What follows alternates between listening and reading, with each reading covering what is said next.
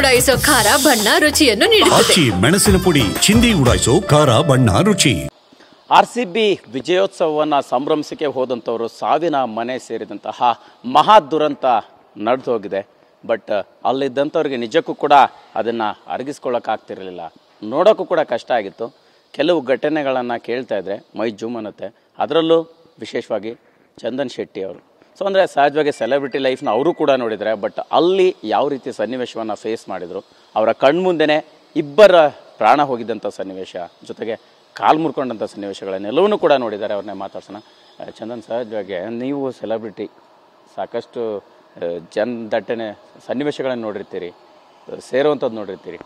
ನಿನ್ನೆ ಆಗಿರುವಂತಹ ಮಹಾದುರಂತ, ನೀವು ಗೇಟ್ ನಂಬರ್ 10 ಹತ್ರ ಇದ್ರಿ, ಹೋಗೋವಂಥ ಪ್ರಯತ್ನ ಆಯಿತು, 3ಕ್ಕೆ ಹೋಗೋವಂಥ ಪ್ರಯತ್ನ ಆಯಿತು.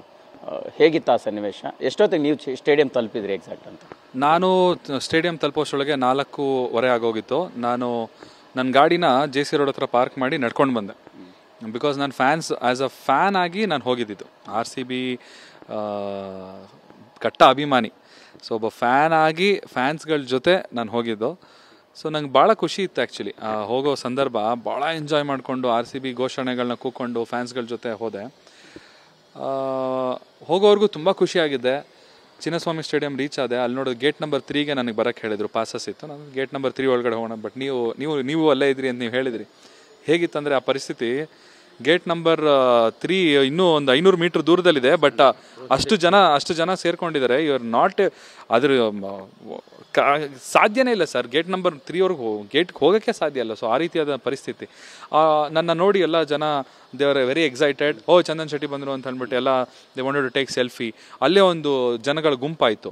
ಸೊ ಆ ಗುಂಪನ್ನು ಚದುರಿಸೋಕ್ಕೆ ಏನು ಮಾಡಿದ್ರು, ಪೊಲೀಸವರು ಲಾಠಿ ಬೀಸಕ್ಕೆ ಸ್ಟಾರ್ಟ್ ಮಾಡಿದ್ರು. ಜನ ಎಲ್ಲ ಸ್ವಲ್ಪ ಆ ಕಡೆ ಚದುರ್ಕೊಂಡ್ರು.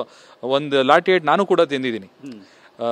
ಅದು ಮುಗಿಸ್ಕೊಂಡು ಸರಿ ಅಲ್ಲಿ ಬೇಡಪ್ಪ, ಇಲ್ಲಿ ಯಾಕೋ ಸರಿ ಬರ್ತಾ ಇಲ್ಲ ಅಂತ ಅಂದ್ಬಿಟ್ಟು ಸ್ವಲ್ಪ ಆ ಕಡೆ ಹೋದರೆ ಗೇಟ್ 10 ಸಿಕ್ತು.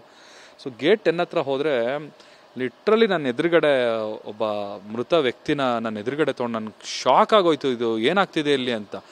ಬಟ್ ಜನಗಳಿಗೆ ಅದು ಅರ್ಥ ಆಗ್ತಾಯಿಲ್ಲ. ಅಲ್ಲಿ ಒಬ್ಬ ಸತ್ತೋಗಿದ್ದಾನೆ ಅನ್ನೋದು ಅರ್ಥ ಮಾಡ್ಕೊಳ್ದಲೆ ಅವ್ರು ಏನು ಮಾಡ್ತಾ ಇದ್ದಾರೆ, ಗೇಟ್ ಒಳಗಡೆ ಹೋಗ್ಬೇಕಷ್ಟೇ. ನನಗೆ ಸ್ಟೇಡಿಯಂ ಒಳಗಡೆ ಹೋಗಬೇಕು.